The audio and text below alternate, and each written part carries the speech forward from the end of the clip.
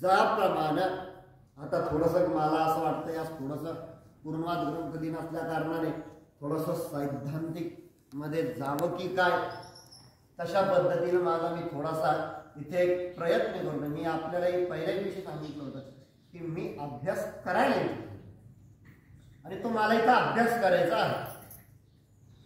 आता काय तो विश्वाला व्यापून उरतो बरोबर।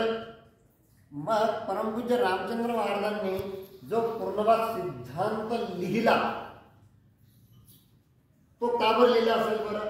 अगोदर त्यांनी अनेक शास्त्रांचा त्यांनी अभ्यास केला, चारी वेदांचा त्यांनी अभ्यास केला, उपनिषदांचा अभ्यास केला, काही तत्वज्ञानांचा जसं की शंकराचार्यांचे काही तत्वज्ञान, मग जयामध्ये विशिष्टाद्वैती, केवलाद्वैती, वैष्णवाद्वैती, इतर हे अनेक जेवढे काही द्वैत मार्ग याच्यामध्ये दुसरे 12व्या शतकापासून ते 16व्या शतकापर्यंत त्या सगळ्यांचा त्यांनी अभ्यास केला।